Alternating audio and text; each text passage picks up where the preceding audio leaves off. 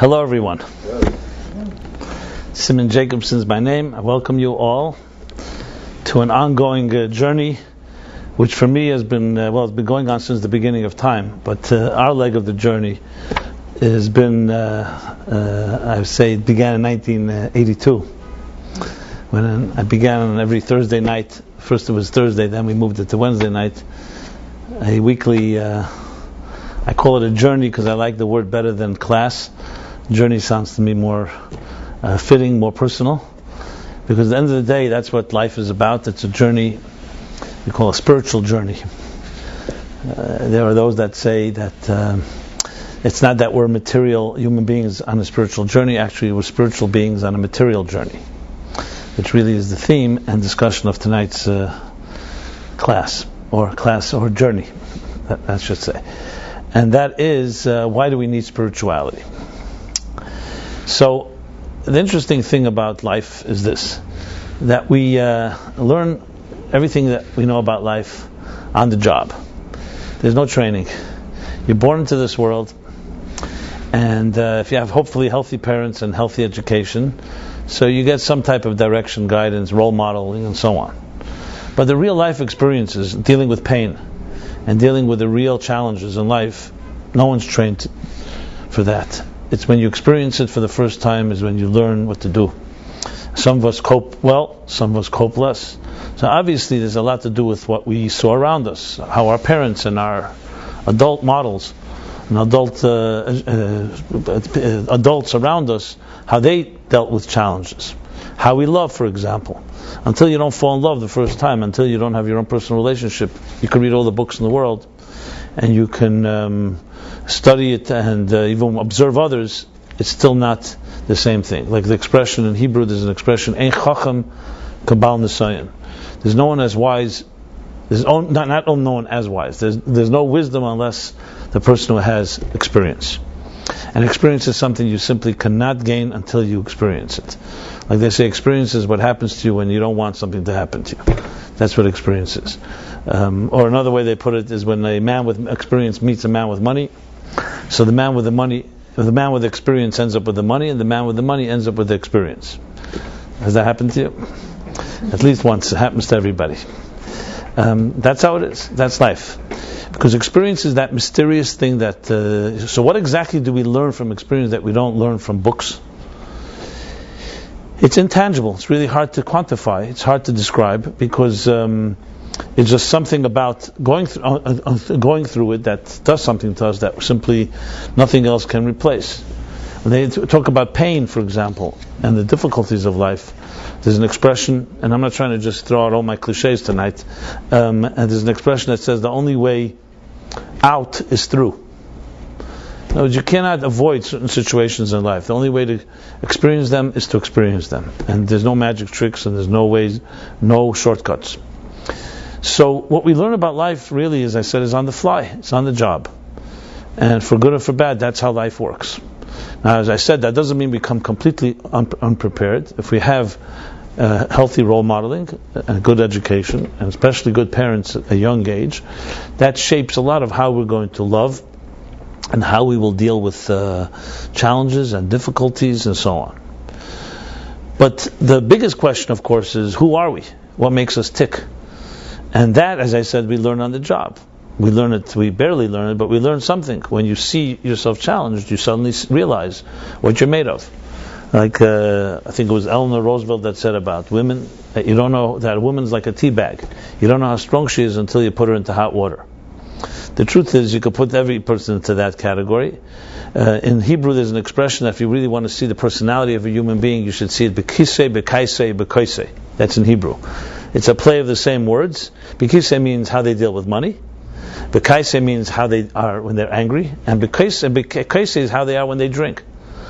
So when you see a person under normal circumstances, without any particular under any particular pressure, we all can put on a good show, as we know. Some people can't even do that. That's another story. But many of us can put on a good show. It doesn't mean it's the real you. It's what you put on, the face, the mask we all wear, the different masks we wear to fit into different situations. But when there are things like when it comes to financial matters, when it comes to anger, when it comes to liquor, these things usually expose more about a person than you will see in regular so-called circumstances. I'm not suggesting it's only those three. That's just an expression that some of the sages use. The truth is, anything that is an unnatural situation, when you're suddenly thrown for a loop, when you're not prepared, spontaneity, you go to a situation that you weren't planning, how you behave under those circumstances. And that's when we usually learn most about ourselves. So it's again another interesting irony that you learn about yourself most when you're not prepared, when you're not ready for it. Because when you're prepared and you have it all planned, then obviously you're just going to write the script. When will the true you emerge is when you don't write the script and you have to just suddenly improvise. And either you have the tools or you don't have the tools. And even how we avoid situations. Some of us don't like at all anything spontaneous because we avoid anything that may expose vulnerability or expose indecision or anything like that. And especially in our world where dog eats dog, we often have attitudes, we know people take advantage and exploit us. So definitely we are very much wary and on guard, and we're constantly always vigilant and antenna up to make sure that we're not hurt. So clearly it's definitely not showing the true you, that's showing the you that protects yourself. So when we enter into any given situation, into a relationship for example, for the first time you meet somebody new, or have given any type of new environment, who are you is not necessarily going to be revealed even to yourself. And if someone really asked you who you are, who you're the full you, most of us are not fully aware of ourselves. I would say none of us are completely aware. We have elements that we're aware of. And as I said, usually it's traumatic or difficult or sometimes very beautiful experiences that bring out parts of us that we never knew we had. Sometimes you meet someone who is really an excellent friend, and this person brings out strengths in you never saw before because you didn't have people who cultivated it or people who believed in you.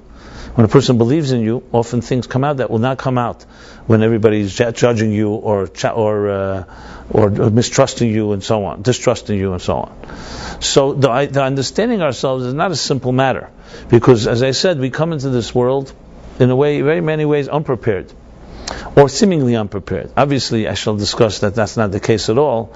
We have many more resources and tools than we think we have. But at least on a conscious level, it's whatever we get. What's our arsenal? What's our tool chest like? Whatever was given to us, as I said, through our childhoods, our education, what we pick up through trial and error. And that's who we are today. And the journey continues every day. Every day, hopefully, we learn new things. But as we get older, one other challenge is we also, our habits and routines begin to become our patterns. And they become hardened, which also just increases the challenges because a child, far more flexible in many ways, can adjust. But as we get older, and I say, I don't mean necessarily 50, 60, even 20, 30, we are already beginning to, some say at age 7, 8, we have already developed the way our mind patterns function and how we react and our personalities. It may not be so obvious because we're still children, but much has been defined, how we deal with any given situation. So the whole point of Judaism and Torah, and really, actually, the whole point of talking about God altogether is really, it boils down to one thing: that you're not a victim of circumstances, and that you're not trapped in any type of patterns or routines, even if you think you are, because you have another part to yourself, what we shall call the soul, that is not subject to the regular wear and tear of life that shapes so much of our outer behavior. So we say that somebody is, let's say, reacting a certain way, that reaction is on a conscious level. The question is, are you forced to react that way? Are you condemned to a certain particular type of reaction to life simply because you were, let's say, hurt? Obviously the natural reaction, if God forbid somebody grew up in an environment or in a home where, I don't want to use a strong example, where they were slapped again, time and again. So obviously the natural reaction is when someone raises their hand to you, you're going to think immediately, they're not here to help you, they're here to slap you. But does that mean you're condemned to that? Or that means you simply become a pattern result of reacting to given situations? So what's unique about the human being is that we do have the ability to adjust. And we have the ability to realign ourselves, but there's only one condition. The one condition is you have to dig deeper into deeper resources. So when we talk about the soul and spirituality, it's a word that's used so often, but sometimes, like all terms, can be also misunderstood or meaningless, frankly, until you really define what the word means. And one of the best ways to define terms, just for the record, is through a process of elimination, by defining what they're not. So it's like when you don't understand, let's say, a given situation, you may not be able to explain something you don't understand, but you can explain the contrast, what you do understand. And sometimes through extrapolation, you can come to and say, okay, it's not this, and not this, and not that, and then you begin to get some grasp of what it is. And this is really true about all real things in life. Because the true things in life, the true forces that shape our experiences, are not obvious to the naked eye. As I've just been describing, most of our reactions, why two people will react differently if they're insulted, or why two people react differently when they're vulnerable, or when they're in a loving situation, or when they drink, or when they deal with money, or they deal with anger, is the outer. Those are symptoms that we see on the outer level. What are the forces beneath the surface? They're not visible. So how do we even identify them? In other words, you can say is what really constitutes a good therapist, or a person who's a real expert on the psyche. No one has seen a psyche. Just because somebody went to school and studied and has a degree doesn't mean they didn't see the psyche more than you and I did. You can say a mechanic, even a medical doctor. You can say, okay, they've studied the body like we have not, so they can tell us things. But what about the psyche? No psychiatrist or psychologist has ever seen the psyche, no matter how many schools they go to. So how does one really become an expert, so to speak, on the psyche, and can give us advice that we would not understand, that we would not come to on our own?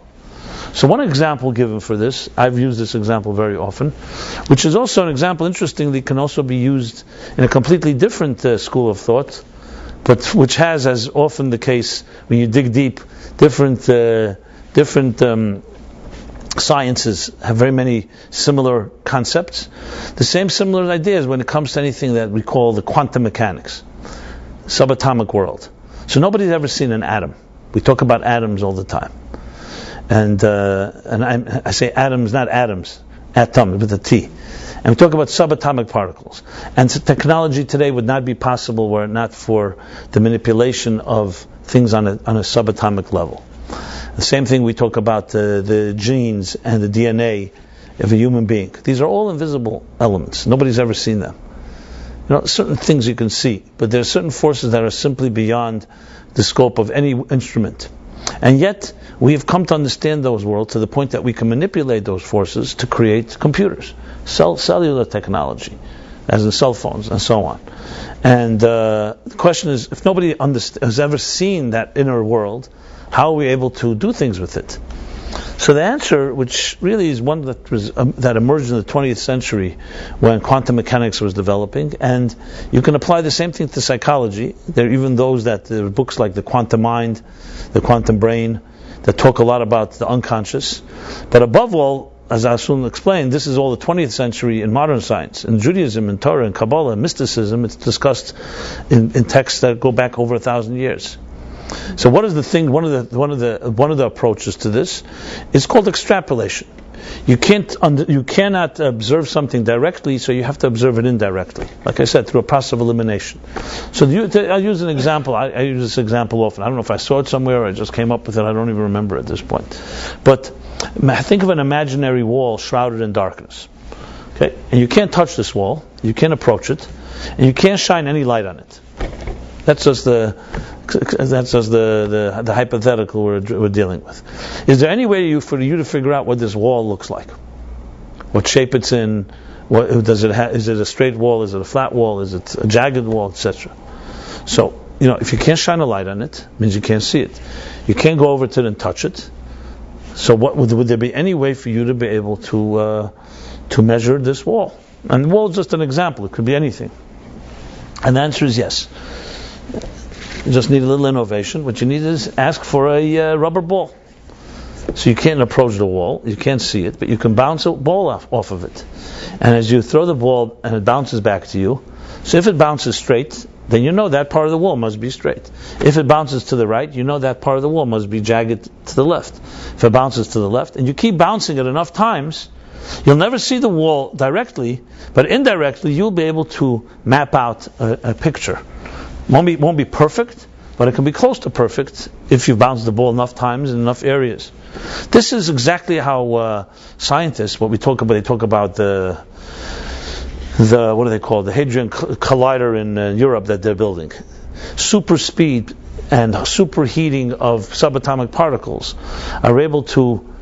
So no one sees the particles, but you see reactions. You see the bounce of. How do we know about black holes, for example, or about dead stars and so on? No one can see them, but you see their effect on the environment around them, like the ball. The same thing can be applied to the human psyche. You cannot see the psyche directly, but you can bounce things off of it and see how it reacts. So a good psychologist cannot go into your psyche like no one can, but they know how to ask questions. So like when you probe, when you ask questions, it's just like you go to a dentist and the dentist starts touching and feeling and looking for the sensitive spots. You suddenly start yelling because you touched a nerve.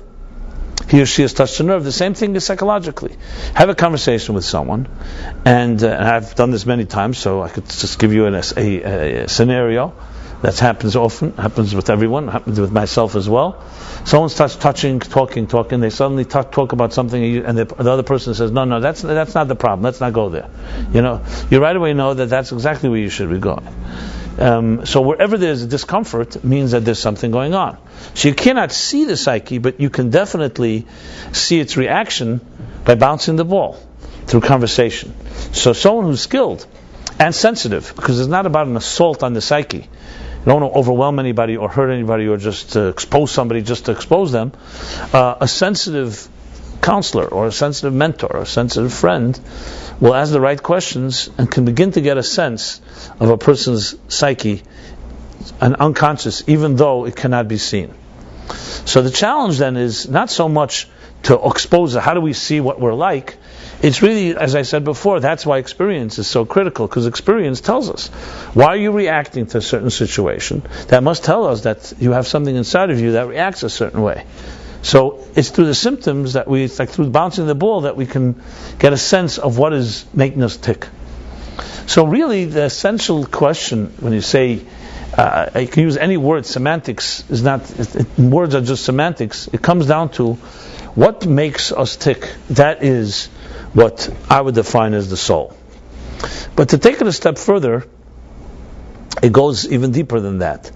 For example, when you look at a musical notes that a great composer has written, so if you're not unable to read music, so it looks like gibberish, a bunch of squiggly twists and things. It's a foreign language. When you see someone sit down at an instrument or stand with an instrument and read the notes, and then suddenly the music emerges, like it's amazing. So you realize that this language is just a language. It's just the notes that appear to a novice as just being gibberish is really carries within it a spirit. So here you have another way of expressing soul and body, that the body are the musical notes and the soul is the music that it plays. Or the same thing with a book. The letters on the page is the body that communicates the words, the letters, and the spirit or soul is the message that it carries within it. So in essence, you can really say that's exactly who we are. What you see in the mirror and what you experience on an empirical level is the letters of your life. It's the gibberish, so to speak. It's the technical expression. But what makes you tick? What's the soul? The music within your spirit, the music within you, is something that is far more elusive and far more difficult to access. But who in this world would say that I don't want to know my own music, or I don't want to know my own story? And this is where the challenge of life is. How much do you really discover about yourself as you go through the journey of life? I've shared this little non-scientific survey I did several years ago. I decided to do it. I don't remember what provoked me, but I think what provoked me was some people who told me how well self-aware they are. So I just wanted to really figure out how self-aware people are. So I tried this experiment, and I asked around 400 or 500 people over a period of time, of all ages, basically beginning from around 10, 11 years old till 90. And people of different faiths, no faith, men and women, as I said, at all these ages, and of different demographics. And the question I asked them was this: how much, from 1 to 100, with 100 being total, complete, do you know of yourself? How much do you think you know of yourself? Well, 100% would mean I'm completely self-aware. I know everything about myself, and 1% would be 1% of yourself. And there was only one commonality between all the groups, and that had nothing to do with whether they were Jewish or not Jewish, man or woman, or this country or that country, different races, creeds, colors, and so on. There was only one factor: it was age. That everybody fit into the same. The responses from the different age groups were exactly the same. What were the responses? Which was interesting. That, in other words, so many of our superficial differences completely disappear when it comes to like a question like this. The difference was very simple. The younger the age, the more the answer was, the more they knew about themselves. So 12-year-olds, 13-year-olds, once you got through the question, also you have to explain the question to a kid like that age because they don't really yet fully understand what you mean. But when you do, they basically say numbers like 60, 70, 80%. And by the time they're 20, 30, they think they're going to know 100% of themselves. That's how they perceive it. As you go up in age, the numbers drop, obviously. And so when you have 15-year-olds, 20-year-olds for sure, 15, 16 is still that borderline. But like 20, 22-year-olds, the numbers start dropping. By the time 40, people will say 10%, 20%. And 90-year-olds, literally, I asked maybe 20 people in that range, 85 to 90. They said, I don't even know. How could I answer the question when I don't know what 100% is? 1% means you know that there's 99% you don't know. But what happens if so much dimensions? So the interesting irony is the older they were, the more experience, and the more they should be aware, the less they knew, the less they would acknowledge. Not because they knew less, but because they knew more, obviously. It's a simple equation. After finding the results, it was obvious to me, because as you climb the mountain, the higher you go, the more you realize how little you know. It's not that you come to the mountain, top of the mountain, and say, oh, now I figured it out, and then you see the real horizon. So who sees the widest horizon? The people who've experienced most, who've gone through life, and they see the mysteries of life. And this is not to say that people are older to have no knowledge. On the contrary, knowledge itself dictates how little we know. And it's not in any way undermining saying that the fact that we know so little doesn't mean that what we know we don't know. It just means that the vast reservoir, oceans of knowledge are so enormous that it's just endless. I don't know if this is a fact or it's urban legend or whatever it is. The debate goes on. I can't figure it out on Google. You search for this, you'll see everyone argues. But basically they say that in 1898, the U.S. patent officer, the head of the patent offices in the United States, resigned. As I said, if this is a true story or not, it doesn't matter. The point is a good point. He resigned because, and his reason was, because by 1898, so we're talking 115 years ago, he resigned because he said everything that could be discovered has been discovered. So there's no point of having a patent office anymore. Now, I don't know if you know the submissions to patents from 1898 till today is not only a little more, that more patents were registered in the last century, maybe by 1,000-fold before 1898. But that was his conclusion. Why? Because in 1898 it was really at the end of the Industrial Revolution. The steam engine was discovered, electricity was discovered, film was discovered, even the beginning of movies. The automobile, not yet, but it was on the edge of these technologies, and basically it was a magical time, and no one denies that. But he came to the point, he thinks, how much more can be invented? Now, we didn't have Einstein yet, we didn't have the theory of relativity, he didn't have the computer technology and what we have today, the internet. So no one's going to make this statement today. So you'd think, you know what? If in 1898 somebody thought that in 2013, for sure, by now we for sure have discovered everything. No one will ever say that. Why? Because the more discoveries doesn't teach you that you know more, it teaches you that you know more, but you also know there's how much more there is to know. No one can predict, for example, how many subatomic levels there are. We know today once there were elements, then there were molecules, then there were atoms, and then there were subatomic particles, and now we know they're subatomic. How deep? How far down the rabbit hole can one go? Who knows? All we know is that it's clearly more than we may ever imagine.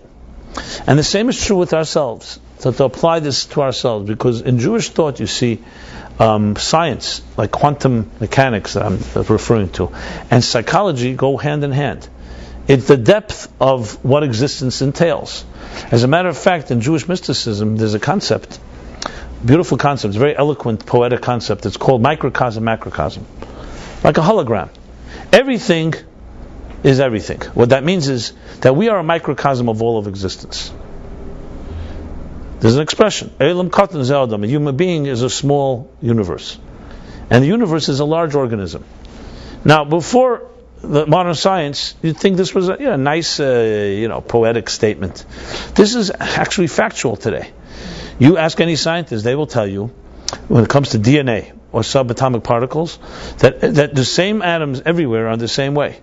So everything, even in the largest universes and the smallest speck, are all made up of the same components.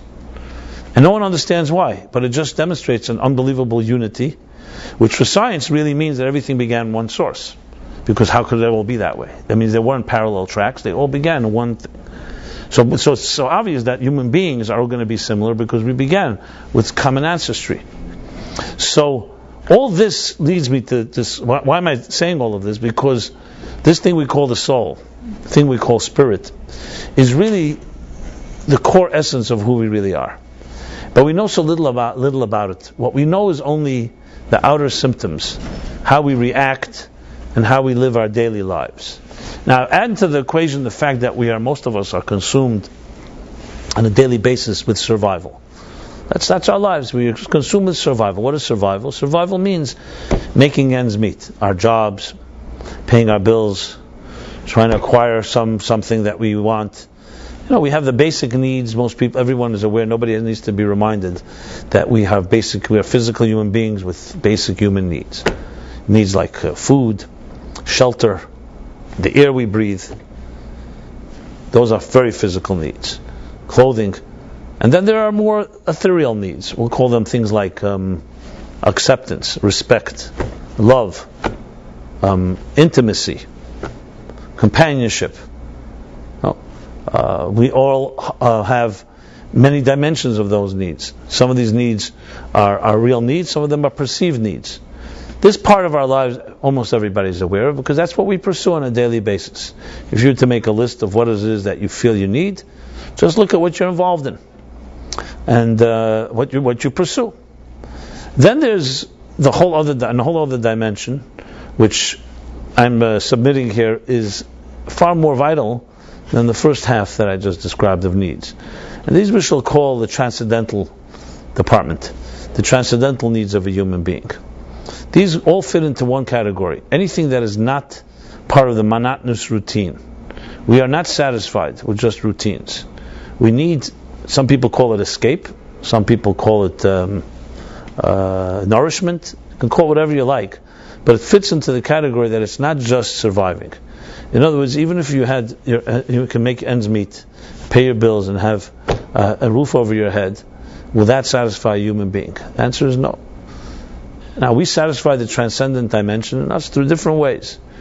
It can be satisfied through travel, through hobbies, art, music. Music is a big one today.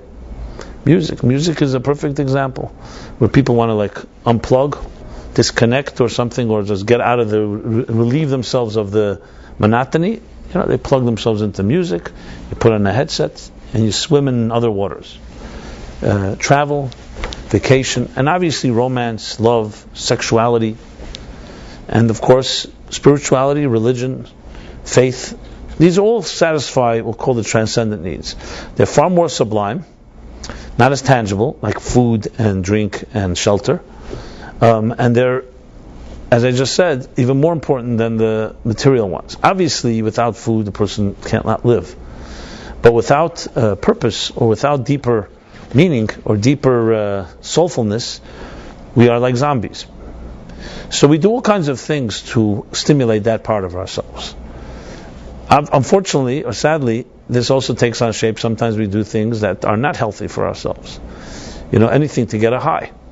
So a person who's wandering in the desert and hasn't drank water for a long time will drink whatever comes their way, whether it's toxic or not. The same thing with ourselves. Today we live in a fast food age, instant gratification, and hence so much addiction Addiction, whether it's to alcohol, or to drugs, or to gambling, or to sex, and so on.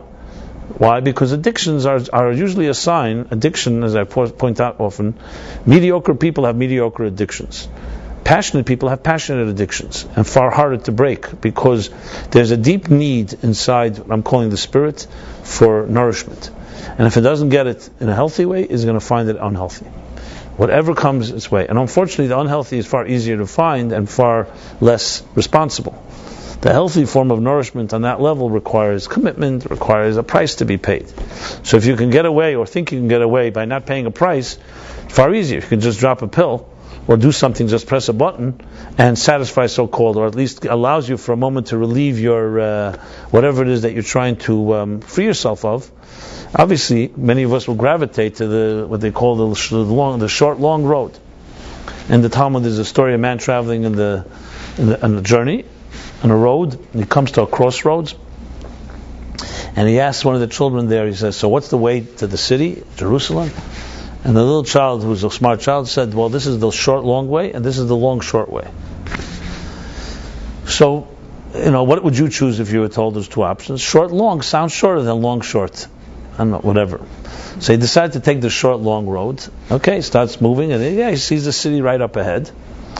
Not far. But between him and the city, the roads are overgrown with thorns and bushes, and he spent all day, got all scratched up, and never made it. So he came back to the crossroads and says to the child, he says, you told me it's a short, long road. He says, yeah, I said short, but long. So he takes the other road, which is the long, short road. And the long, short road is far longer. You can't see the city up ahead. It takes time till you travel, but it's a clear path. So technically it was longer, but shorter. And this is really the two options that we have in life, especially today. Most of us, I would say, would choose the short, long road if you had the option, because it's shorter and you have no patience. But anything that's real in life always requires two things: number one, a process, and number two, for it to emerge. These are two words that you can memorize, because these are words that are slowly becoming extinct in our time, because we live in a highly industrialized world, a highly mechanical world, where today we are not in touch with those two elements of process and emergence. Just give you an example.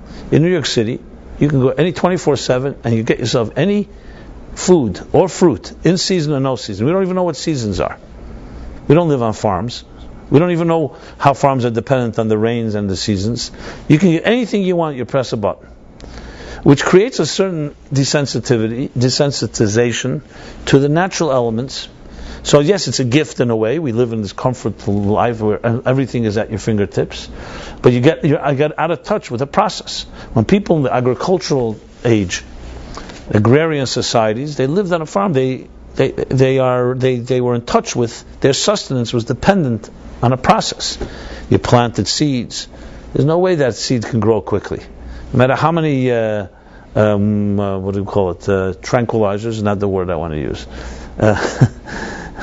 Steroids is the word I wanted to use. You implant, it takes time for a seed to bud. So there's a process. Now, processes today as well. Every child needs to go through a 9-month gestation period. So yes, the miracles of medicine have allowed us to be able to, if a child emerges earlier, 6 months, 7 months, it's even 5 months. But that's not what you want. That's in case of emergency. But a child needs to go through a 9-month gestation period, all of us. And no one is born an adult. It takes time to become an adult. Nobody has yet figured out a short, long road for this. And the same thing is in love and relationships. Anything that's true, anything that's real in life always requires a process that's not in our control. And the second thing, that things emerge as opposed to us acquiring them. So we're in a world of acquisition. You want something, you go ahead and buy it. You go out and get it. But the two things called emerging, that something emerges, like a fruit, like a tree emerges from the earth, or a child emerges from the womb, or an adult emerges from adolescence. And the second thing, process, are the critical tools necessary for anything real in life. So look how we apply it to love and relationships. People date, And today, everything is fast. There's already a relationship, there's a commitment, there's already intimacy, quick, and so on. And like anything they say, if it ignites quickly, it usually burns out quickly. Like logs take a while to ignite them until they burn. When they burn along, they're sustainable. But we apply the so-called short-long approach and the quick, instantaneous gratification approach to things that are real. That's where there's problems. That you apply it to a computer technology and that you press a button, obviously it's a gift. They don't have to sit on a farm and wait till everything grows. The fact that we live in such a comfortable world. But when you start applying that type of psychology to the things that matter, that let a relationship gestate, things have to grow. That real love is not something that happens at first sight. It happens in time when two people are committed to each other. And they begin doing things with each other that are not dramatic, and then after the fireworks, after the honeymoon. That's when love begins to emerge. That most people will say, I don't have time for that, I'm too busy. Which one has to then speculate, what are they busy with? If love is not important to you, so what are you busy with? Oh, busy making money so I should be able to have a comfortable life.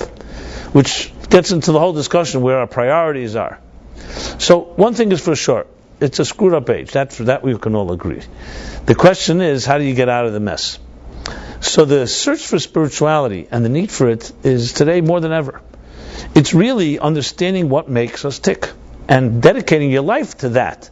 Not seeing it as some type of sideshow, or I can just dedicate a few minutes and and get it done. We are essentially spiritual creatures on a material journey, not material beings on a spiritual journey. That's a fact. But we don't know that. Because we live every day on a material level. We wake up in the morning, we feel our bodies, we feel our needs, we look outside, we see physical things. We sense there's something more. But we're not in touch with it. Because the nature of the spirit is that it is sublime and it's intangible. And we're accustomed to tangible things. So anything that's intangible makes us, it makes some people even uncomfortable. But at least it's definitely not under your control. And we want control. But the things that are invisible are absolutely not controlled. That's why they're invisible. And we do not want to surrender to that. So we fight it.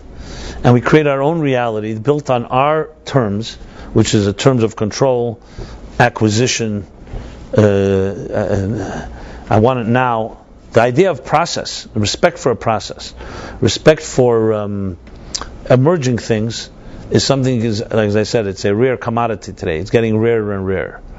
But anyone that does anything real in life, you show me something real and you'll see immediately process and emergence always involved in that.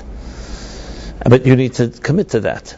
And our lives are we have so many options and so many distractions, it becomes increasingly difficult to do so. So this quest for happiness that people are searching for, the quest for love, quest for being loved and finding someone to love, quest for all the things that we consider to be the most important needs, they're all, I would submit that we are probably our own worst enemy in trying to achieve the things we want most. I think Oscar Wilde said that people kill the thing they love most. I'm not necessarily agreeing with everything Oscar Wilde said or did, but he was a good wordsmith. And so people kill the thing they love most. He has other good lines similar to that. Another one of my favorites is the one about, which is relevant here as well, the one about literacy. That's not that today there are more literate people. It's that today even the literate people know how to read. That's what he's put it. So, because again, it's not about knowledge and how much information you have. There are people that are filled with facts. They know the price of everything, but the value of nothing. I think it's another quote of his. I don't get caught in those Oscar Wilde quotes right now. But somebody said that anyway. Yes, there are people who are filled with facts and information, but they know nothing about life. Just like there are people who have millions of frequent flyer miles and never moved 1 inch in the spirit. And there are people who maybe have never traveled physically, but they're constantly traveling internally. So we live in a world that has a big, big paradox. On one hand, there's unprecedented comforts, breakthroughs, technologies. I mean, it's unbelievable. You press a button, literally anytime, anywhere, anything is available to you today. Information. You don't have to step out of your basement. You sit by a computer, you don't have to go to a library, you can access anything. Literally anything. On that end, communications, it's called connections, network. Every computer has network connections. But then you look at another side of networking and connections, and let's call them the personal ones. How has all this impacted our personal relationships? Has it made it better? Worse? No change? Any suggestions? Better, I highly doubt. I don't think anybody's going to say it's made better. Even though today, yes, you can communicate to your loved ones on Facebook or on Skype or on all the stuff. We have all these technologies that has made better our relationships. It's made easier communication. Because a relationship has nothing to do with technology. A relationship is sincerity. And no computer can make you sincere. A relationship is about emes, about truth, integrity, emotional connection, trust. These are words that don't exist in technology. If there's trust, technology will enhance it. But if there's no trust, technology can do nothing about it. It's just like a brilliant mind cannot speak to a bleeding heart. They're two different worlds. And logic doesn't speak to emotions. Simple as that. If you have your emotions intact, then logic can be part of the process. So we have this real dichotomy. 300-400 years ago, even less than that, we didn't have this issue. Everything was slower. In a way, you could argue that probably relationships were probably better because no one expected anything fast, and things had to emerge. There was no choice. It's a different type of approach. That doesn't necessarily say people were healthier, but there's no question that technology, with all its blessing, has also fundamental problems. If you are unhealthy, technology is going to make you more unhealthy. That you can write that down. Because, I always tell this one about, I was driving in a car, and I'm trying to talk to the guy sitting near me, and he's busy. Not sleeping, he's busy with texting. So finally, I got so frustrated, I decided to text him. I texted him, he's sitting near me, and I texted him. And he looks at me and says, why are you texting me? You're sitting near me. So I said, because I can't get your attention. I got his attention. And it was just a good example, Instant texting has now become mandatory, because you need to be in touch all the time. But I remember a time that it wasn't necessarily mandatory, and I don't know if relationships were worse. So I understand that expectations today, since everybody has a mobile, expectations you have to respond. And why not use that gift, so to speak? But what does it do to relationships? I would say it does not help. Just like televisions are known not to have helped marriages and relationships. One of the best advice that any therapist can give to a couple is to get rid of the television in their bedroom. Because it's a perfect escape. Even though people say, let's watch something together. It makes sound like very romantic, But if you're really so romantic, well, why don't you talk together? So you don't have to watch something together. Watch each other together. Now that's too vulnerable. We watch together, that's a good opening. Yeah, I understand. If a couple has reached a point they don't talk to each other and that's the only thing that they can do is sit in front of a tube, fine. But it's basically an escape. That's what it is. It's entertainment. We're not even getting into living vicariously through the soap operas or whatever show you're watching. And I'm not suggesting television is a curse in any given way. It's like any technology. It's neutral. If you got junk in, junk out. That's how it works. If it's unhealthy beforehand, it's going to become more unhealthy with it. That's basically the rule. Or definitely not healthier. So it's like anything in life. Who's in control? What is the word definition of addiction? What's the definition of addiction? Are we addicted to food, for example? We have to eat every day. Well, what is the definition of addiction? The definition of addiction is who's in control? The object or the consumer? If the object is in control, you're an addict. If you're in control, then there's no addiction involved. So we all have needs. The question is if the need becomes the force that controls your life. That's what it comes down to. In other words, basically it's a war for our psyches, for our spirits. Who's going to control your soul? Will it be these distractions, these instant gratifications and all this stuff? Or will it be something that comes from within?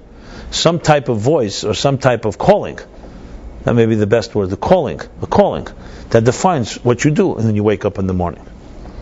One of the fascinating suggestions I always give, not fascinating suggestions, I should say. One of the fascinating prayers is a suggestion that I often give here, is you want to connect to yourself. There's a morning prayer that's simply very simple and innocuous, like almost meaningless. And we say it with children from young age. It's called Moda'ani. Basically, it's one line prayer that says, Mod ani lefanecha melech chai v'kayim shechzarta b'nishmasi b'cham l'rabba amunatecha. Translated into English, it means I acknowledge to you for returning my soul to me with compassion. But let's just focus on the first half. Just a few words. I acknowledge for you returning my soul to me. You wake up in the morning, the mystery of a new day, refreshed, hopefully. No one knows really what happens during sleep, but something happens. The way the Medrash says is that the soul returns to its natural place to quench its thirst in the waters, the spiritual waters. That's what it says. And that's what refreshes it. Now again, that may sound poetic, but in truth is, what does science say today about sleep? What they call REM, rapid eye movement, that sleep is some form of regeneration of the cells. We go into a state where the cells get refreshed. No one really knows how, but something happens in that state. So it's not inconceivable to say that this, remember, a corpse doesn't sleep, or it's always asleep. Not to sound morbid. A human being that's alive asleep. Sleep is some type of state where whatever's giving you life is going to some other state that is allowing it to refresh itself, to give you another day. And I'm not going to the science of it, but clearly something like that happens. So doesn't that make sense when you wake up in the morning to acknowledge that? Instead of just jumping to the day, take for granted, and say, hey, big thing, another day, great, I'm back on the merry-go-round. I'm back on the roller coaster. So that prayer is basically one of the most beautiful prayers, essentially pausing, acknowledging the mystery of your life. It is a mystery, the mystery of your soul. Acknowledging that there's some force inside of you that's ticking, that keeps you alive. And you couldn't do anything, whether petty, superficial, without that ticking soul inside of you. So wouldn't it make sense to also not just acknowledge it, but give it a little attention? It just happens to be the most important thing in your life, because nothing else can work without it. So in Judaism, the whole process, I would say the whole structure of Judaism is basically acknowledging a person's soul and making sure that the soul is expressed in your life. That instead of your body being the driver and your soul going along for the ride, your soul is the captain of the ship and your body is the vehicle. Who's calling the shots? Is it the hammer or your hand? Imagine your hammer, the tool, telling your hand where to go.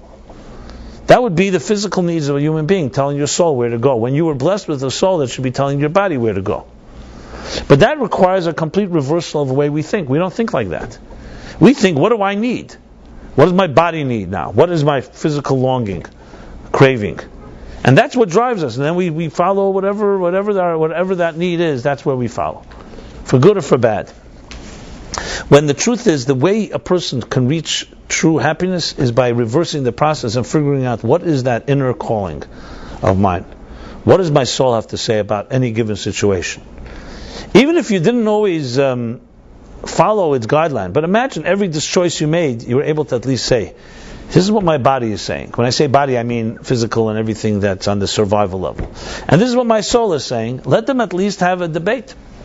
Give equal time. For every physical craving and yearning that you have, give equal time to your soul to give its opinion. Guarantee you'll make less mistakes, and you'll at least realize you have options. This is a method. This is a true method. I've used this even in therapeutic situations. You can't change people who are stuck overnight, but you could always open up a new option and say, you know what? This is where you are. Let's try something. Today, you'll try something like this and see if it offers you anything. That's how all changes are made. You don't suddenly change course. You just open up another road. Suddenly another door opens and say, hey, another option. Maybe. That way you're not necessarily fighting all the resistance and all your habits and the inertia that comes with long-term habits and patterns that I mentioned before. So the need for spirituality, it I think is not even a question really if you think about it. It's really the essence of what we are. It would be like saying the need for being yourself. And the question really is how do you access it? So that's one exercise, to try that out in the morning, tomorrow morning. You take the Modani, and you could say it in English, doesn't matter what language. It's not even the language, it's the meditation. It's focusing on it. One other way to put it is, I've made this comparison in previous classes, and that is, think of it like in Business 101, begins with one thing. every business must have a mission statement, right?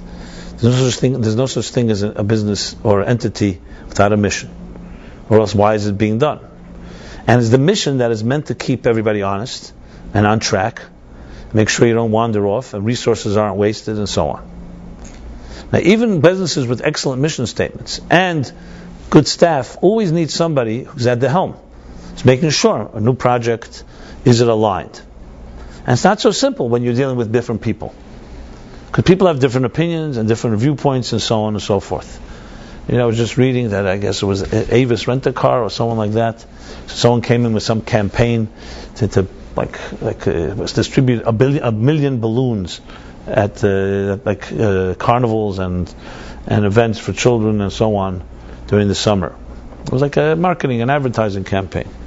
So the CEO put up a big sign in his office that said, "How is this going to rent more cars?"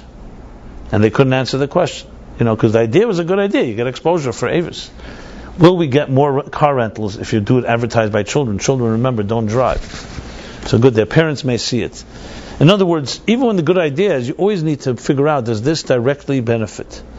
Even if it may not be a direct benefit, there's also, we all know, PR, exposure, there's other benefits. So aligning an entity to a mission statement is by no means easy.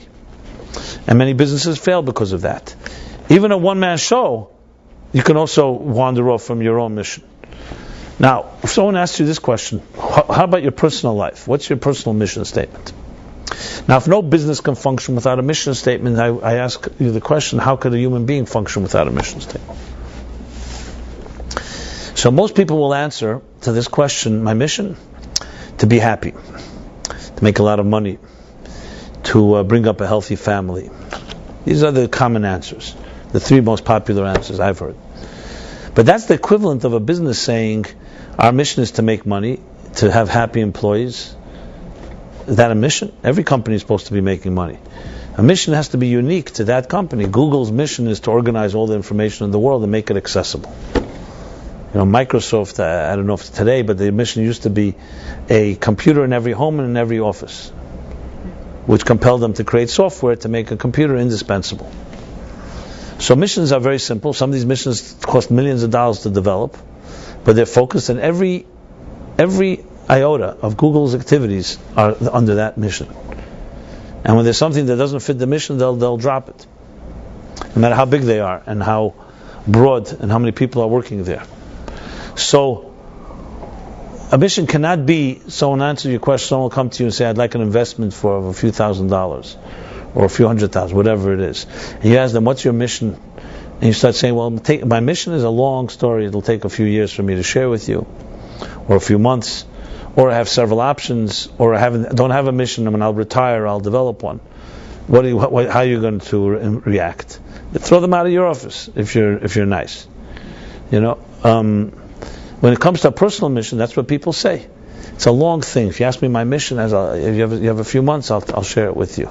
Or I have several options. Or I don't have one, I'll wait till I retire. Now, the reason businesses can't function without a mission is because there's a thing called accountability. You don't have a mission, someone's going to pay the bill. There's going to be a bill to pay. Because there'll be inefficiency, there'll be waste of resources, and something is going to give. In our personal lives, there's a thing called unaccountability. We don't need to be accountable, or at least we don't think we need to be. So we can go on and spin our wheels and roll on without a mission, and stick with missions like, I'll live day to day, I'll make money, I'll be happy, or whatever it may be. But don't think there's less damage done. The damage is not external; it's internal. What happens is your soul and spirit begin to erode. Your confidence begins to erode. It has to. Because essentially the force that is shaping, that gives you life, that is so-called the hub of your life, the center of your life, doesn't have nourishment. It doesn't have an answer to the biggest question, is why I'm here. What should I be doing with my life? Where should I be investing my real energy? So mission is not an optional thing, even though we can get away with it to some extent. It's going to give, but it's going to give in different ways that we may not expect. You think a person without a mission, guaranteed that their relationships will suffer. There's no way. How could it not? You don't know why you're here. How could you be in a relationship with someone else And when it comes to push comes to shove, big things, what is driving you? What is your real? How can you find a soulmate if you can't find your own soul first? It's like an identity crisis. Without an identity, how are you going to really have a relationship with another human being? If I don't know who I am, how am I going to have a relationship with someone else? Can an unknown identity have a relationship even? And it has to feed also and undermine a person's self-confidence and self-esteem. Now I know these sounds like harsh words. I'm not trying to be harsh. I'm just trying to suggest that it's an observation. And I see it. I see with my own eyes. I can see when you see people who are suffering. Everything may be working. From floor 1 to floor 80, everything is functioning, but their foundation is missing, or eroded, or weak. I won't say it's missing. It's never missing, but they don't know nothing about the foundation. It's like that person who knows the price of everything. What value? What are you ready to fight for? Can you tell me something you're committed to that overrides everything else? Many people in America today cannot answer that question. You ask people what are they ready to fight for? It'll usually be a sports team, or some video game, or something of that nature. Very few will tell you a cause. Now, in a way, it's a blessing because we haven't had to fight a war on the soil. So what happens is we tend to lose crystallization of our value system when you don't have to fight for it. So that's a blessing in a way because we don't have to fight for it. But the curse of it is, so then what happens? What's left? Where is the focus? Now, I may be sounding harsh or critical. It's not my intention. I'm just trying to really speak bluntly about this subject because it really is. It's your life, my life is at stake here. Spiritual life, that is. That is the soul at work. The soul is about your raison d'etre, your purpose. I mentioned before the music within the notes. So the notes we all have. We go through our emotions. We go through the behavior we have. The question is, what is going on inside that soul of yours?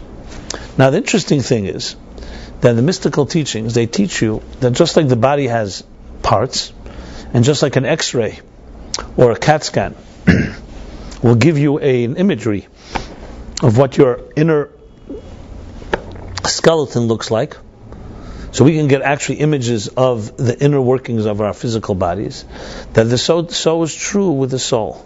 The soul also has parts, and there are books that actually map out those parts.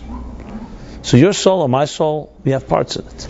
And certain behaviors nourish, just like certain foods and vitamins and minerals and chemicals feed different parts of your body.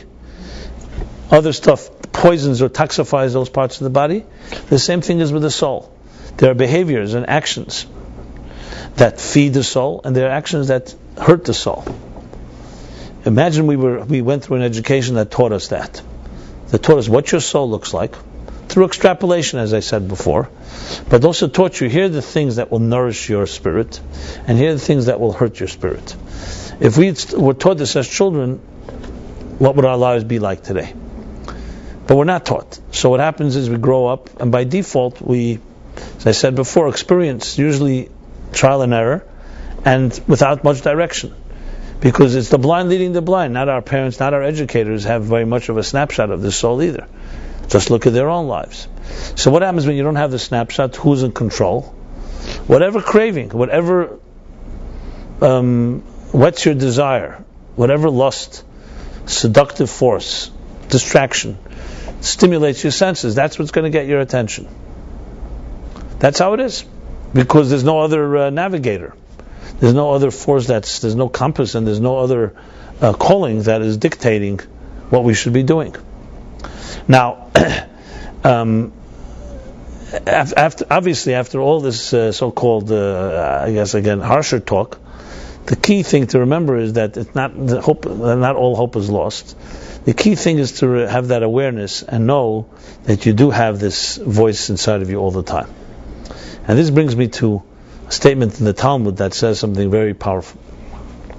That when we are in our mother's wombs, surrounded for 9 months by the embryonic fluids, so just like the fetus, the developing child, is protected physically, all its nourishment is cared for, everything.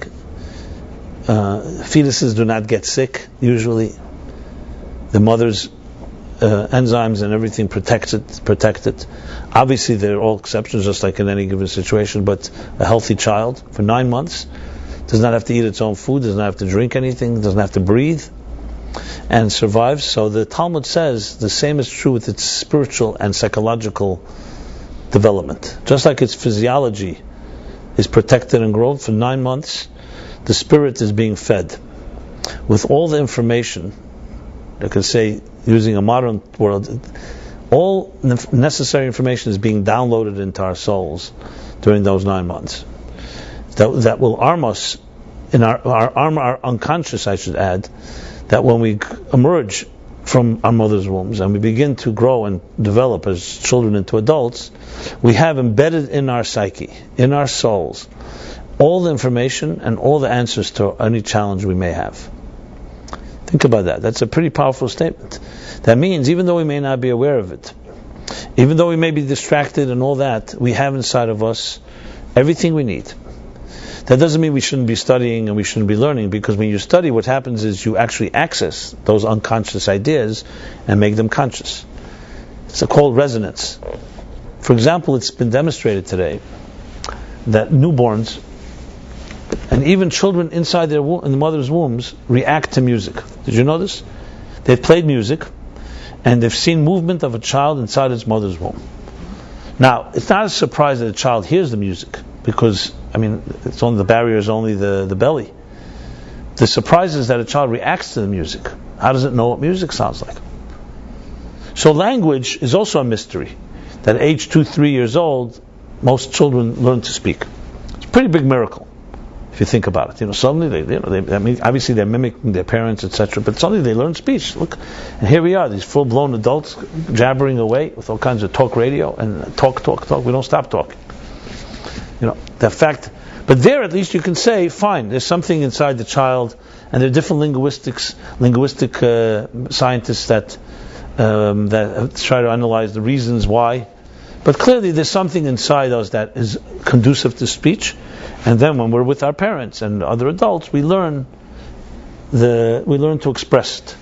But music, who taught us? Why should a baby in its mother's womb not recognize music? Why would it move to the music? It has never seen anyone do it. It's never witnessed anyone go to dance to the beat or recognize music. The answer is, the Kabbalah answers this, that music is the language of the soul, and the soul, its natural place is music. Why is it that music soothes us, for example? That we hear it, it just transports us to another time and place, because it's spiritual language. That's what music is. So the soul is just natural. Its only language is music. It doesn't know any other language. And that language, the soul has been taught long before it comes down to earth, all the way in its source. As a matter of fact, in the Kabbalistic teachings, it talks about different songs, that the way the soul communicates is through song. If we were completely soulful people, we would only be singing and never speaking. Or even when we spoke, it would sound like music to the ears. So music is actually the natural language of the soul. So there's a whole language within us that does not have to be taught to us. It's already embedded in our unconscious. And when we hear it, it just resonates. When that embryo, when that fetus hears the music, it just reacts, because it resonates. It resonates in its own inner language. It's not language, it doesn't have to be taught. When you read the New York Times or you read some other book, that may not resonate. That's someone's trying to sell you something or trying to teach you an idea or write something. Music resonates. That's why music doesn't need any preparation. You don't need to teach anybody how to hear a song. Anyone, any language, music transcends languages, transcends cultures. So it's a natural language. And there are many other natural realities, or natural so-called wisdom, that we carry inside our spirits. So that's the good news. That no matter what you go through life, you have that access. But you need to access it. So studying something that resonates as true, what means it resonates as true? How do you know it's resonating as true? Because there's something inside of you that touches a chord that senses its truth. What is that thing that senses it? How do children sense certain things? It's because they have it embedded within them. So why is this good news? Because at the end of the day, we do have, if we want to access, we have what it takes in our own spirits to be able to grow, to be able to recognize what is right and what is wrong. So what is the problem? The problem is we have a whole bunch of other turbulence and distractions and noise that doesn't let us hear the music. What happens when if someone's playing a beautiful tune on a violin, but the rush hour or extracurricular sound, what will happen? It'll drown out the music. Not that the music is gone, but you can't hear it. So in a sense, what's going on is that our senses, our sensory stimulation really doesn't let us hear the more subtle sounds within ourselves. Which is why you'll find in every meditation or any type of concentration, they always expect silence. Shut down. Push everything out of your mind. Because without that, nothing else can emerge. Because all those distractions are basically keeping you busy, stimulated, and so on. So the ability to just shut everything off and so-called unplug and allow yourself to experience a voice that you usually will not hear is the essence of a spiritual experience. So imagine if you were able to shut down your 5 senses right now. Your eyes, your ears, your taste, touch, and smell. Try that exercise when you have a moment. What are you left with? So initially the concept can seem very foreboding. You may think you'll disappear. But in fact, you won't, because you don't need your senses to experience yourself, you see. Your eyes are to see others. You don't need eyes to see yourself. Even if you're like to look at yourself in the mirror. You don't need ears, taste, touch, and smell to experience yourself. These are senses that allow us to interact with others and with the world around us. If you shut off all your senses, you'll be left with your spirit. You'll be left with you, obviously your thoughts. But you'll be left with the purest form of who you are. And that exercise done well, you can really start accessing parts that you would never imagine you have. So there's a whole part of you that is not affected by these sensors. As a matter of fact, the sensory stimulation tends to block out those inner experiences. And unfortunately, what happens is we allow those outer sounds to overwhelm and not let, like with that guy who was texting when I was trying to talk to him. Try to have a conversation with a friend today. Technology, noises, all kinds of forces suddenly take over and don't let you have the conversation. Conversation between a parent and a child, between two people who love each other, the best is when you don't have distractions, right? You don't need me to say that, it's pretty obvious. But what do distractions do? Distractions tend to undermine or even numb and blunt that inner voice, to blunt the music within. There's the expression, there's the story in the book of the prophets, in the book of, I think is the book of Kings, I think, yeah, where Elijah the prophet was waiting for God's appearance. So the story goes like this: that first came a great wind, and he thought God was in the wind. And then they told him, Le beruach, no, God is not in the wind. Then came a great lightning, Aish, great fire, and he said, God's in the fire. He said, no, God's not in the fire. And then came Rash, great thunder, great sound. So he had wind, fire, sound. And God's in the thunder. And they said, no, God's not in the thunder. And then the next verse says, Kil Dmamadako. There came a subtle, gentle voice. And that's where God was. So the fireworks preceded it.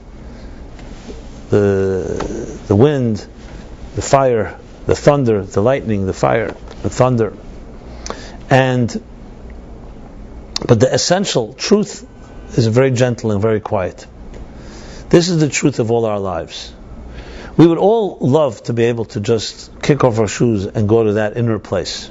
But we live in a world that is affected by drama and fireworks and wants action and glamour and glitz and all that. That simplicity is something, especially when you live a complicated life, is something we all would love to have. So the Baal Shem Tov gives a very interesting analogy. His analogy goes like this: that two people were once invited to see a king, great king, a rare opportunity, a once-in-a-lifetime opportunity. And these two people were very different. One of them was a very educated, literate scholar, an aristocrat, knew everything, studied everything, knew about everything.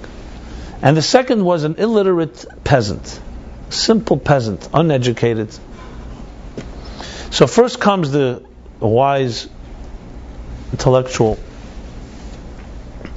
and he's never seen such a beautiful palace before. And he gets so consumed, so overwhelmed by it, that he begins to study the art on the walls and the beautiful furnishings and the great library of works and music and so on. He gets so busy with it, he misses his appointment. By the time he realizes, it's too late. The peasant comes next. The peasant doesn't appreciate any of this stuff. So he walks through all those chambers and goes right into the king's chamber and has his full appointment and gets everything that he asks for, and including the wisdom to appreciate all this majesty. So the Baal Shem Tov uses this analogy to explain a statement in the book of Psalms. It says, Tfil la'ani, nafshi kisatef kiyatef, nafshi tashbech sichi el Hashem, which means a prayer of a pauper who pours out his heart to God. So the question is, why a pauper? Why, when you pray, should you be like a pauper? Why not like a prosperous person? You're standing before God. And his answer is because if you come with all your literacy and education and so on, you get distracted by the stations and you'll miss your destination. So in Judaism, there's much talk about, people ask often the question, what does Judaism have to say about the stars, about astrology, horoscope, about palm reading, about face reading, about all the different type of... There's plenty of talk about it in Kabbalistic works, but nobody pays much attention to it. Why? Because that's the stations, and you don't want to miss the destination. These are all the glitz. Yes, of course stars have mystery and they have power and so on, but it's not the source. It's a station along the way. It's like God's fireworks. But if you want to connect to the essence itself, you need to suspend all your awareness and just stand like a child. Naked like a child, in the sense where you're completely innocent and pure and vulnerable. That's where real truth emerges. But we live in a world that is not so easy to be that way, because if you're vulnerable like that, people will exploit and take advantage and misunderstand. So obviously, this doesn't mean that you can just access it at will. You have to find the right people where there can be such trust. But that's ultimately the essence of what makes somebody really happy. Now, if we all can crave for something like this and just dream about it, but Judaism and the Torah teaches you how to access it. First thing to know that you have it inside of you. And you don't have to be shaped and defined by other people and their expectations. You have all that it takes.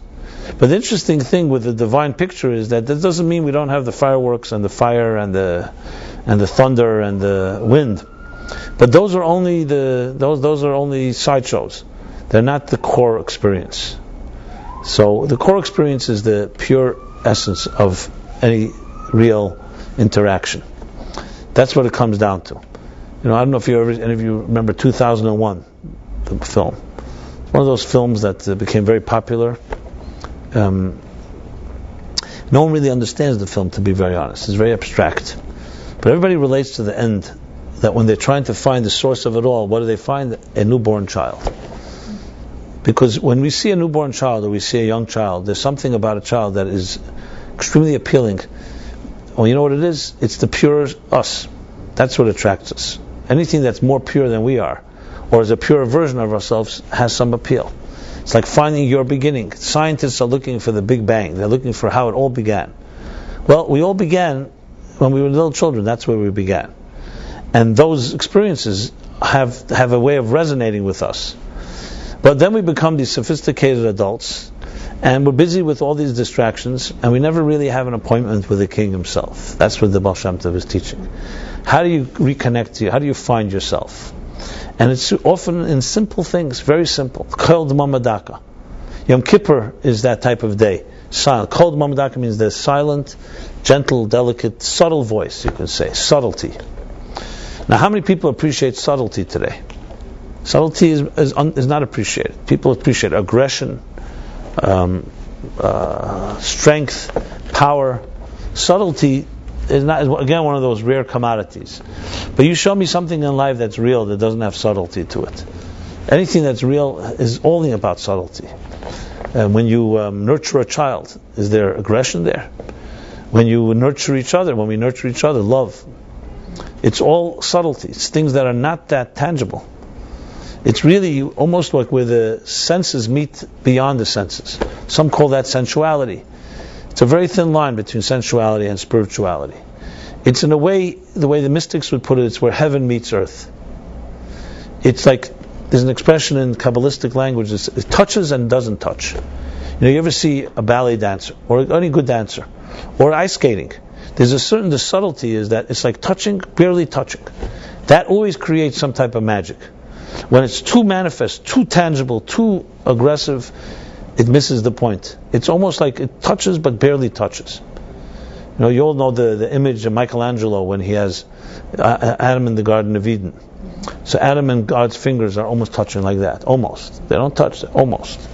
It's always that almost. But we live in a world where we want to own it. And when you own it, you lose it. It's almost having it is the key to having something, not having it. And the real things in life. When it comes to maybe buying some physical object, obviously you want to own it and keep it. But when it comes to things like love, truth, God, soul, you don't want to own it. You want it to emerge, you want it to go through a process, and you want to almost touch it. Almost. And that's the key. As one of the wise people once said, that it's always more pleasurable to want than to have. As soon as you get it, which is what you want, you're going to lose it. And there are things always best not to completely own. Things best left almost hold it, almost touch it. When Moses turned to God and said, I want to see your face, God said, no man can see my face and live. And then he says, I'll show you my back, but my face you won't see. So commentaries explain, what does that mean? It means that God was saying to Moses, you can see my face, but only by not looking. There's some things you can experience only when you stop wanting it. If you want it too much, you will never have it. I don't know who it was, Henry James, or I think another philosopher that wrote that the pursuit of happiness is only possible for those that stop pursuing it. Because those that look for happiness, it's like the bestseller list. Whenever you see the bestsellers, how to find happiness, how come they keep selling if they're answering the question? They keep selling because they're not satisfying anything. The key to happiness, the happiest people on earth, ask them, what did you do to become happy? Guaranteed they will tell you that either they'll say, I didn't do anything, or I'm not completely happy, or the bottom line is they did not pursue happiness as an end. It was always a product of things they did. When you're giving, when you're in touch with your soul, when you wake up in the morning and you acknowledge that you have a calling, these things, happiness is a byproduct. So there are things that you can acquire directly, and there are things that have to be, as I said before, acquired through extrapolation. There's an expression, for example, in the Talmud, in the Mishnah, it says, in Pirkei Avot, the Ethics of the Fathers, it says there are three crowns. The crown of wisdom, Torah, there's the crown of priesthood, and there's the crown of kingship. And then the Mishnah continues and says, the Keser Shem Tov, and the crown of a good name, a good reputation, Oil al Gabeim, rises above all the other three crowns. So the question is asked, why doesn't it say 4 crowns then? Why does it say 3 crowns and the fourth, and the crown of good name, the reputation, rises above the rest? And the answer given is because a good reputation is not something you can buy. The other 3 crowns you can acquire. You can study and get wise. Priesthood through its methods. Kingship. But a good reputation comes when you do the right things, then you have a good reputation. I know today there are companies that will say they make you a good reputation, they do a few things, but I'm talking about the true good reputation, not a fabricated one. The Shem Tov, the things that cannot be bought, just like trust cannot be bought, just like truth cannot be bought, and love. These are all crowns that come when you do the right things, it emerges. It means you can't directly own it, it's doing the right things, and then you almost touch it. That's the key. It emerges instead of it being acquired. Another example for it is Malchus. When we talk about the sphere, in the spiritual spheres, Malchus compared to the moon. Look at the moon and the sun. You can observe them. They play very significant roles in Jewish thought. So there's the sun. We, as Jewish people, we bless the moon once a month. We're compared to the moon. So at an obvious level, on an ostensible level, the sun is always shining, meaning always a day by day, and it's consistent. The moon wanes. Every night it's in a different cycle. And it goes through cycles. The angle of where the moon shines to the earth. There's the full moon, there's the first of the new moon, there's the first quarter, the third quarter. Phases. And yet, even though the moon is just a reflection of the sun, it has its own mystique, its own haunting mystique. Look at the moon. You find two people who love each other, you'll never find them staring at the sun. You find them gazing at the moon.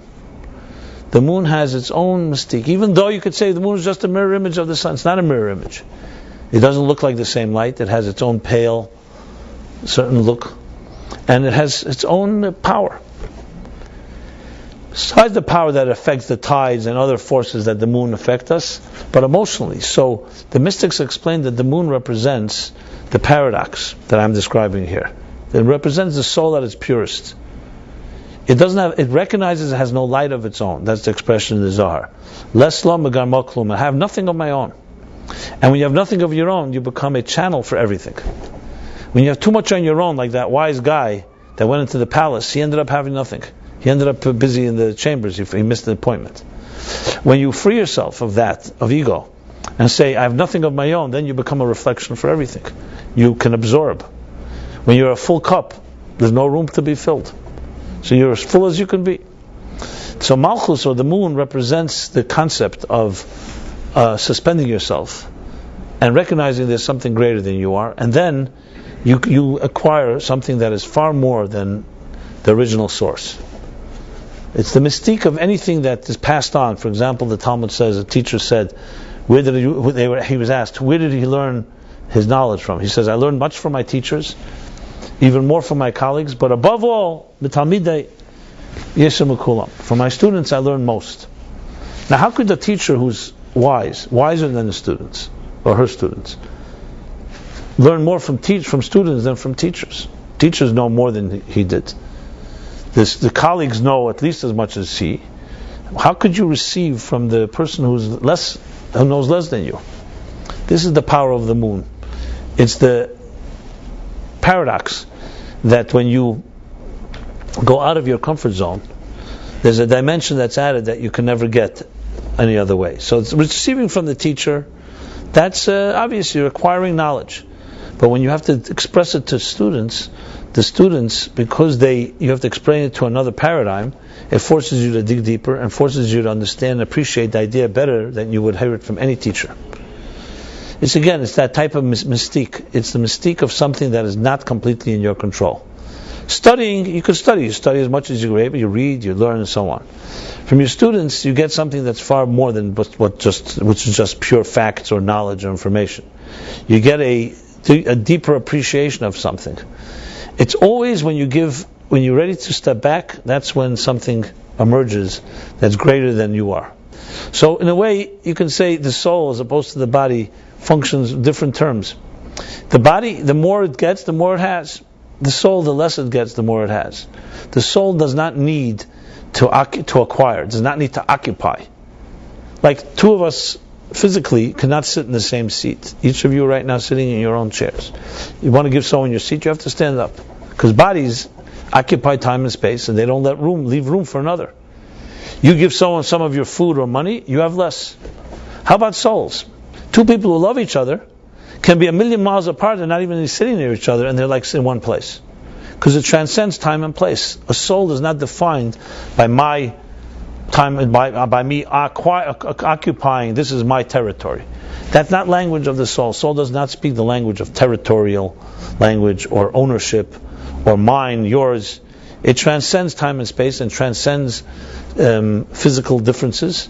So love is something that is, I can give you and I have more for it, not less. Physically, with things you measure tangibly, yes, I give you, I have less. But when you give, in a spiritual sense, you have more, because what you're getting in return is a deeper appreciation of what life is all about. So I hope this is a good overview, hopefully, of what the Spirit is about. And most importantly, to really recognize how far we're from it, to be honest. Even if some of the things I said here this evening resonate, just check it out. Tomorrow morning is a new day, and see how long you can hold on to your soul. Not that simple. It's a war, my friends. You have to realize there's a war going on, a real battle. It's not neutral, because it's either the body will own you or your soul will own you. There's no two ways, and one is going to control, one is going to follow. Which one will be up to us? And it's an uphill battle. It's hard. It's difficult, because the fact is our senses and our material needs are constantly knocking on the door. Every given second, whether you're hungry or you're thirsty or some other need.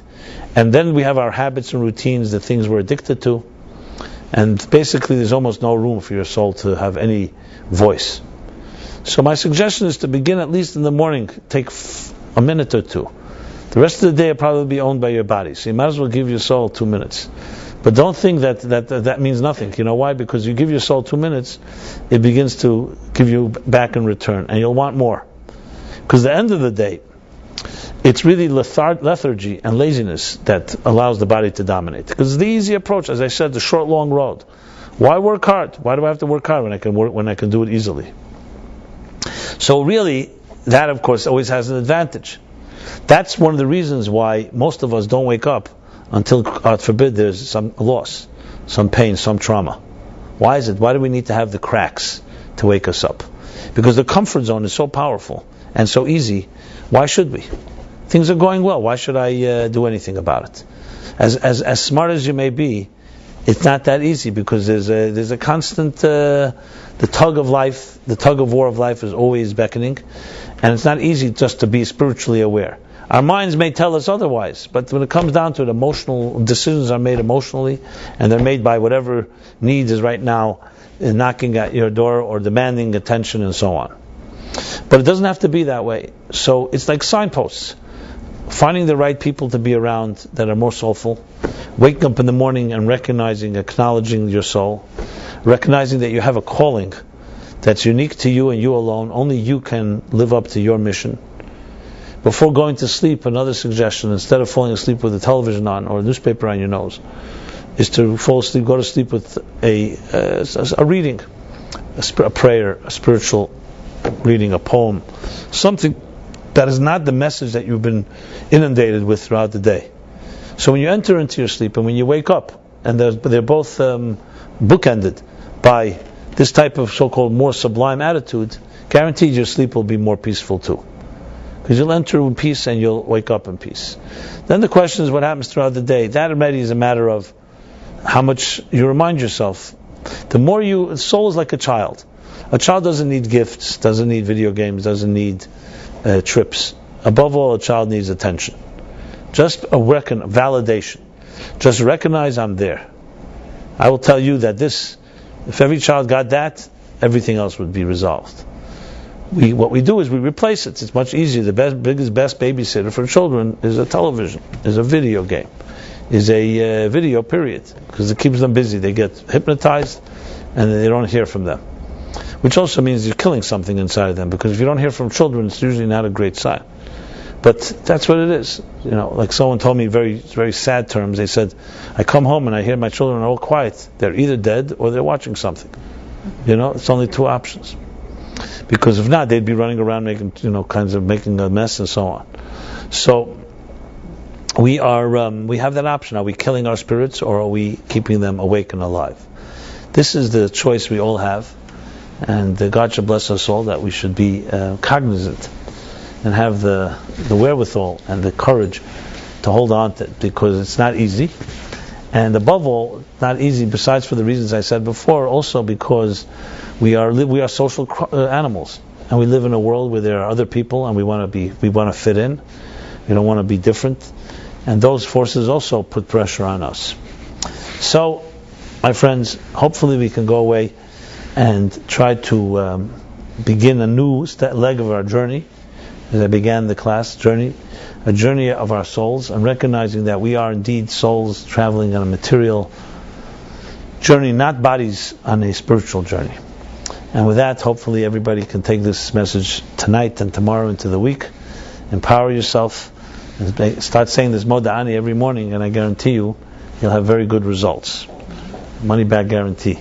And so let me just make a few announcements. Philip will be having his class tomorrow night. Philip Namerworth gives a class on Thursday nights with the Meaningful Life Center. Anybody wants information, please call our office. I want to dedicate the class again to Velvel's son who got married, also to a Refuah Shlema for label. Ben, I forgot the mother's name right now, but my intentions are with him, my blessings, my prayers. And if any way we can be of help to any of you here or anyone listening or viewing this online, please be in touch with us. Our mission is to help your mission, to find your mission, and our mission is to help somewhat eliminate the obstacles and impediments to access our own inner souls. And again, it was an honor and pleasure to share this leg of the journey, and hopefully our spiritual lives will continue to intersect in good ways. So everyone have a very good week. Thank you.